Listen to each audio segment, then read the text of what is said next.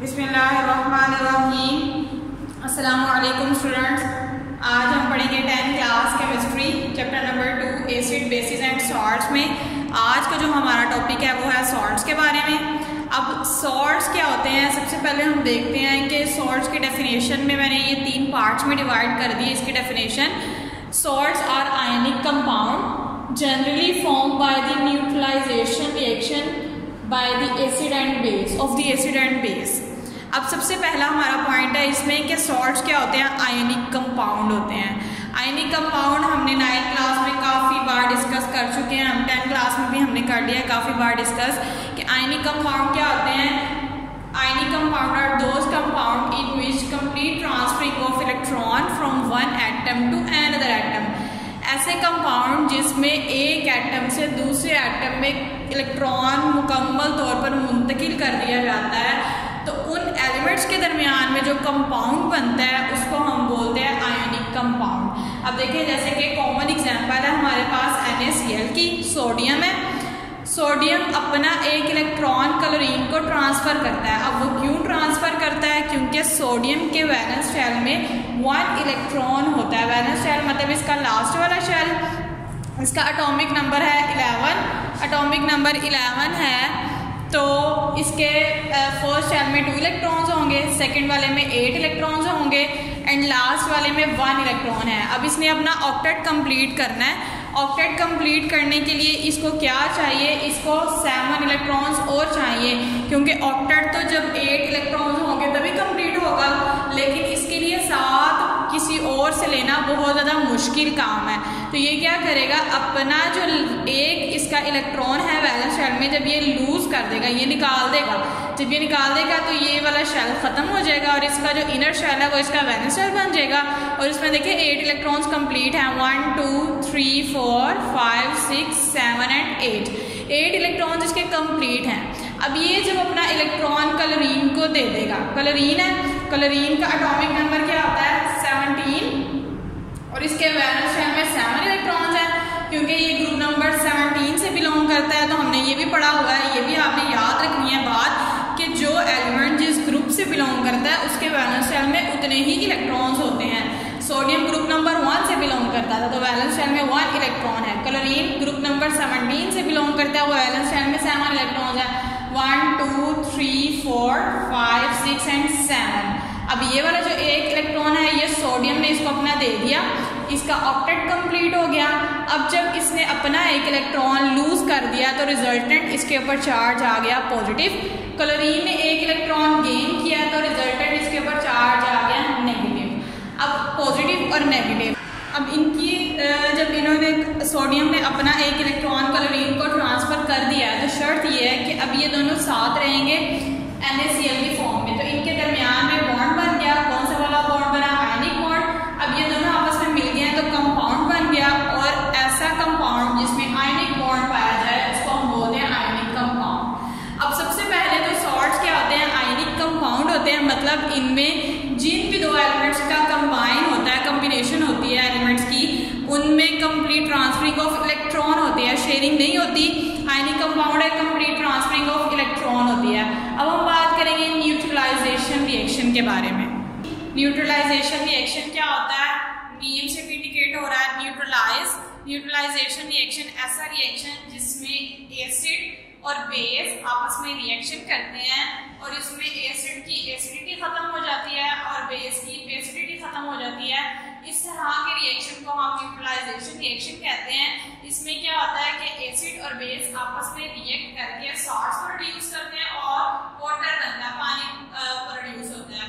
जब भी ये याद रखना आपने, जब भी एसिड और बेस आपस में रिएक्शन करते हैं तो हमारे पास सॉल्ट बनता है और साथ हमारे पास पानी बनता है।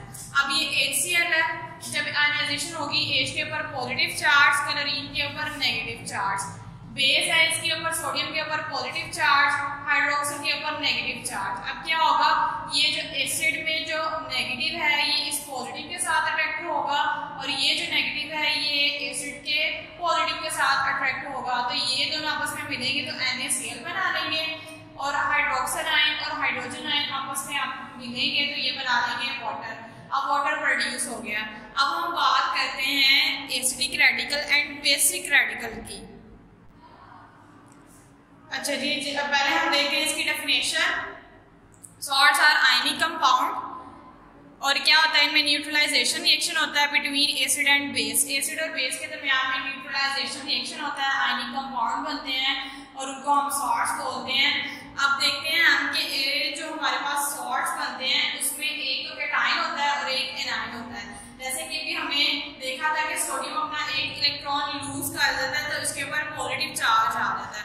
तो आयन की ऐसी टाइप कि जो इलेक्ट्रॉन लूज करे और उसके ऊपर पॉजिटिव चार्ज आ जाए इसको हम बोलते हैं कैटायन, और जिसके ऊपर नेगेटिव चार्ज आ जाए इसको हम बोलते हैं एनायन। अब ये सोडियम में था वो क्या था, कैटायन, और क्लोरीन था हमारे पास एनायन।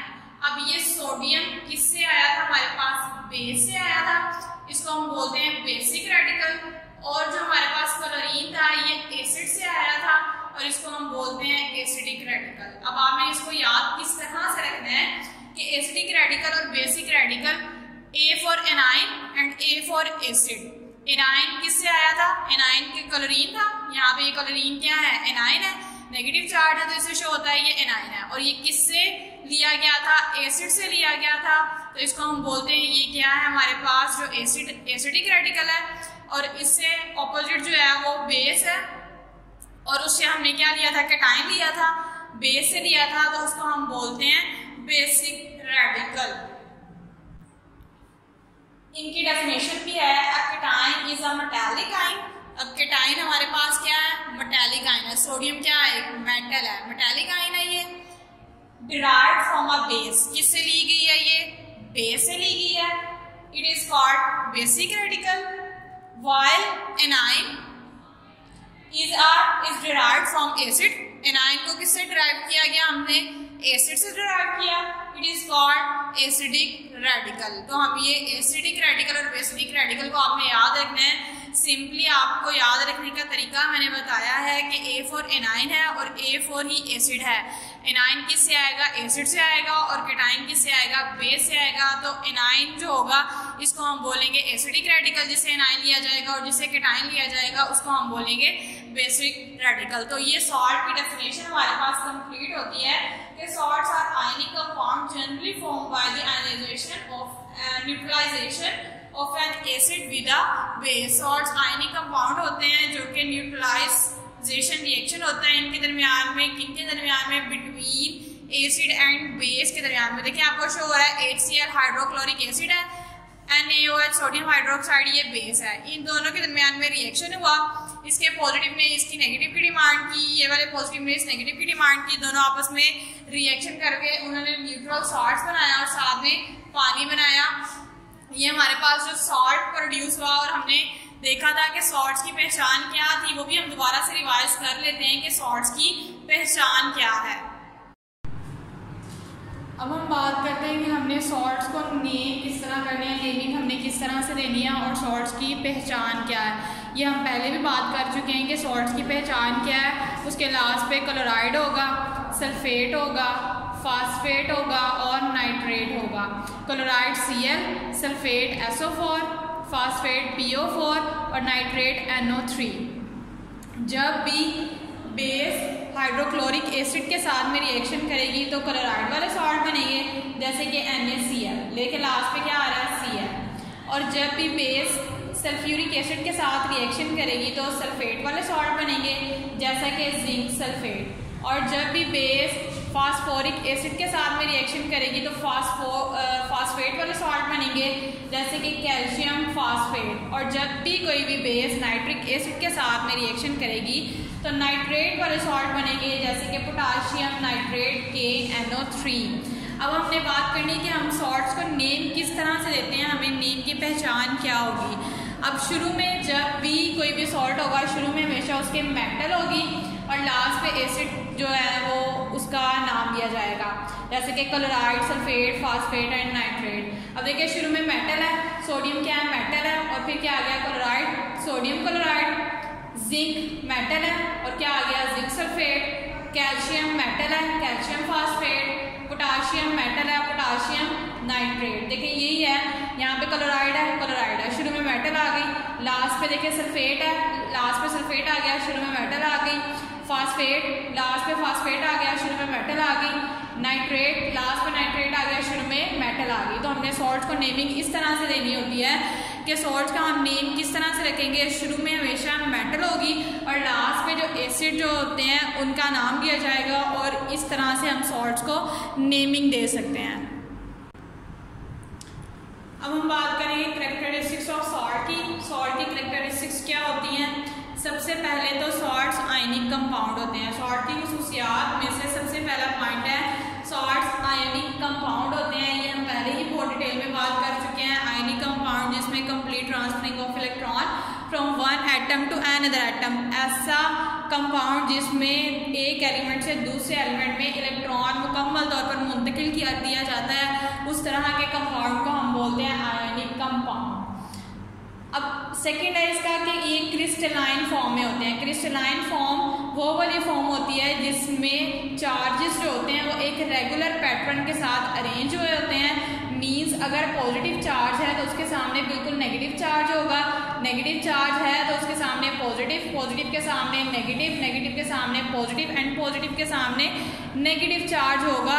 तो इस तरह से वो क्या होंगे, क्रिस्टलाइन फॉर्म में जुड़े हुए होते हैं कि एक रेगुलर पैटर्न के साथ अरेंज होते हैं, एक शेप, खास किस्म की शेप होती है। तो इस तरह के हम कंपाउंड को बोलते हैं, इस तरह की जो फॉर्म है उसको हम बोलते हैं क्रिस्टलाइन फॉर्म। थर्ड हमारे पास पॉइंट है high melting and boiling point. In compound के मेल्टिंग एंड बॉइलिंग पॉइंट बहुत ज़्यादा हाई होते हैं। अब देखें अगर ये स्ट्रॉन्गली अट्रैक्ट करते हैं एक दूसरे को तो इनके मेल्टिंग पॉइंट और बॉइलिंग पॉइंट भी बहुत ज़्यादा हाई होंगे। ये पॉजिटिव इस नेगेटिव को अट्रैक्ट करता है, नेगेटिव इस पॉजिटिव को, पॉजिटिव इस नेगेटिव को, ये वाला नेगेटिव इस वाले पॉजिटिव को और ये वाला पॉजिटिव इस नेगेटिव को अट्रैक्ट करता है। तो इन्होंने बहुत स्ट्रॉन्गली एक दूसरे को अट्रैक्ट किया हुआ है, तो इनको तोड़ना जो है वो बहुत ज़्यादा मुश्किल है। इस वजह से इनके मेल्टिंग पॉइंट और बॉइलिंग पॉइंट बहुत ज़्यादा हाई होते हैं। हमारे पास फोर्थ वाला पॉइंट है, इनमें वाटर ऑफ क्रिस्टलाइजेशन पाई जाती है। अब वाटर ऑफ क्रिस्टलाइजेशन का क्या मतलब है कि ये एक तो ये क्रिस्टल की फॉर्म में होते ही हैं, इनमें वाटर मॉलिक्यूल्स भी पाए जाते हैं जो कि फिक्स उनकी रेशो होती है। जैसे कि कॉपर सल्फेट है, इसमें मॉलिक्यूल्स पाए जाते हैं, 5 मॉलिक्यूल्स पाए जाते हैं इसमें वाटर के। अब जो 5 मॉलिक्यूल्स इसके अंदर वाटर के पाए जा रहे हैं और वो क्यों पाए जा रहे हैं, कॉपर सल्फेट, देखिए सल्फेट है SO4 है, शुरू में हमारे पास कॉपर मेटल है, सल्फेट वाला सॉल्ट बना हुआ है और इसके अंदर 5 मॉलिक्यूल्स हैं वाटर के। अब वाटर मॉलिक्यूल्स इसके अंदर पाए जाते हैं सॉल्ट्स को शेप देने के लिए, ये सॉल्ट की शेप का जिम्मेदार है। ये एक शॉर्टकट भी आता है कि जो सॉल्ट हैं उनमें वाटर ऑफ क्रिस्टलाइजेशन क्यों पाई जाती है, तो ये रिस्पॉन्सिबल होती है उसकी शेप की, responsible of shape of crystal. और जो क्रिस्टलाइन फॉर्म बनती है वो इन वाटर मॉलिक्यूल्स की वजह से बनती है और ये फिक्स होती है। अब ऐसा नहीं है कि कॉपर सल्फेट है तो इसमें 2 मॉलिक्यूल हो गए वाटर के, कॉपर सल्फेट है इसमें 5 मॉलिक्यूल्स फिक्स ही है, इसमें 5 मॉलिक्यूल्स वाटर के पाए जाएंगे। अब इसका हम स्ट्रक्चर देखते हैं जरा। देखिए कॉपर सल्फेट में सल्फेट सल्फर है, इस ऑक्सीजन कितने हैं 4, 1 2 3 एंड 4 जुड़े किस तरह से हुए हैं। सल्फर की वैलेंसी होती है 6, 2 इलेक्ट्रॉन जो है इसने ऑक्सीजन के साथ शेयर किए हैं, 2 इसके साथ शेयर किए हैं, एक इस ऑक्सीजन के साथ और एक इस ऑक्सीजन के साथ, 6 हो गए। 1 2 3 4 5 एंड 6 हो गए इसके साथ। ऑक्सीजन की वैलेंसी होती है 2, 2 इलेक्ट्रॉन इसको चाहिए होते हैं, इसने 2 इसके साथ बॉन्ड बनाया है, इस वाले ऑक्सीजन का भी ऑक्टेट कंप्लीट। ये वाले ऑक्सीजन ने 2 बॉन्ड बनाए हैं, ये वाले ऑक्सीजन ने एक इस सल्फर के साथ बनाया हुआ है, एक इस कॉपर के साथ बनाया हुआ है। इसी तरह ये वाले ऑक्सीजन ने एक इस सल्फर के साथ बनाया हुआ है, एक इस कॉपर के साथ बनाया हुआ है। कॉपर के वैलेंस शेल में 2 इलेक्ट्रॉन्स होते हैं जो कि उसने लूज करने होते हैं, तो कॉपर ने एक अपना इलेक्ट्रॉन इस ऑक्सीजन को दे दिया और दूसरा अपना इलेक्ट्रॉन इस वाले ऑक्सीजन को दे दिया। तो ये हमारे पास कॉपर सल्फेट का स्ट्रक्चर है। अब वाटर मॉलिक्यूल्स देखें, ये हमारे पास एक वाटर मॉलिक्यूल H2O,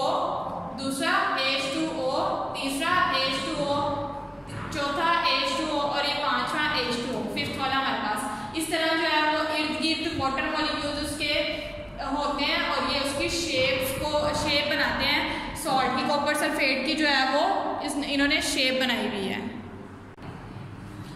एक और एग्जांपल है हमारे पास कैल्शियम सल्फेट की, जिसमें वाटर मॉलिक्यूल्स पाए जाते हैं, 2 वाटर मॉलिक्यूल्स।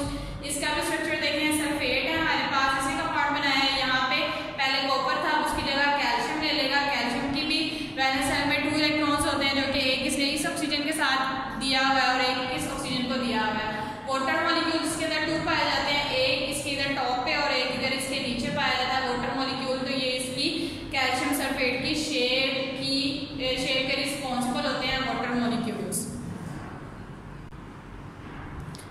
लास्ट पॉइंट है हमारे पास salts are neutral compound. Salt होते हैं वो न्यूट्रल कंपाउंड होते हैं, जैसे हमने अभी पढ़ा था उसकी डेफिनेशन में, न्यूट्रलाइजेशन रिएक्शन में, जिसमें एसिड की एसिडिटी खत्म हो जाती है और बेस की बेसिडिटी खत्म हो जाती है और ये न्यूट्रल कंपाउंड बन जाते हैं।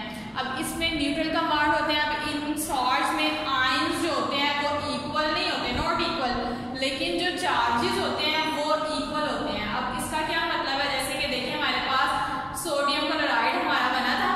सोडियम क्या है, केटाइन, केटाइन कितने हैं 1, क्लोरीन एनाइन, एनाइन कितने हैं हमारे पास 1। अब इसके ऊपर चार्ज क्या होता है, इसने 1 इलेक्ट्रॉन लूज करना है और इससे भी 1 इलेक्ट्रॉन गेन करना है, तो इसके चार्जेस भी 1 and 1 है। इसमें आयंस भी इक्वल है और चार्जेस भी इक्वल है, लेकिन कुछ केसेस में होता है जिसमें आयंस तो इक्वल नहीं होते लेकिन चार्जेस जो है वो हमेशा इक्वल होते हैं। उसकी हम एग्जांपल देखते हैं। एग्जांपल है हमारे पास मैग्नीशियम क्लोराइड की MgCl2। इसमें देखें मैग्नीशियम के ऊपर चार्ज होता है +2, क्योंकि इसने 1 इलेक्ट्रॉन इस क्लोरीन को लूज करना होता है, 1 इलेक्ट्रॉन इस क्लोरीन को लूज करना होता है। क्लोरीन के ऊपर -1 1 गेन कर लिया इस वाले मैग्नीशियम से, दूसरे वाले क्लोरीन ने भी 1 गेन कर लिया मैग्नीशियम से। अब देखिए केटाइन कितने हैं हमारे पास, केटाइन वो होता है, अब आयन की 2 टाइप्स है, केटाइन और एक एनाइन। केटाइन वो होता है जिसके ऊपर पॉजिटिव चार्ज होता है, यहाँ पे पॉजिटिव चार्ज वाला हमारे पास मैग्नीशियम है, और कितने मैग्नीशियम है हमारे पास 1। एनाइन वो होता है जिसके ऊपर नेगेटिव चार्ज होता है, नेगेटिव चार्ज वाले हमारे पास कितने हैं 1 and 1 2 हो गए, 2 हमारे पास एनाइन है। देखिए आयंस जो है वो नॉट इक्वल, आयंस इक्वल नहीं आ रहे, लेकिन चार्जेस देखें इक्वल है। वो किस तरह से, मैग्नीशियम के ऊपर चार्ज +2, क्लोरीन का मिला लिया अगर हम -1 क्या हो जाता है +2। चार्जेस देखें दोनों के इक्वल आ रहे हैं, लेकिन आयंस जो है वो इक्वल नहीं आ रहे। तो ये हमारे पास लास्ट उसकी कैरेक्टरिस्टिक्स थी कि ये इनमें जो होते हैं ये न्यूट्रल कंपाउंड होते हैं। आयन जिसमें इक्वल नहीं होते, लेकिन इसमें जो पॉजिटिव एंड नेगेटिव चार्जेस हैं वो इक्वल होते हैं। कि स्टूडेंट्स, तो हमारे चैप्टर का जो नेम था वो था acid basis and salts. Acid basis के बारे में तो हम बहुत से कॉन्सेप्ट पढ़ चुके हैं, जिसमें सबसे पहले अर्हीनियस का कॉन्सेप्ट था, फिर ब्रॉन्स्टेड-लॉरी का था, लीनियस कॉन्सेप्ट था। हमने इनकी प्रॉपर्टीज को भी देखा, हमने इसके रिएक्शन को भी देखा। प्रॉपर्टीज में हमारे पास फिजिकल प्रॉपर्टीज भी थी, केमिकल प्रॉपर्टीज भी थी, उसको हमने देखा।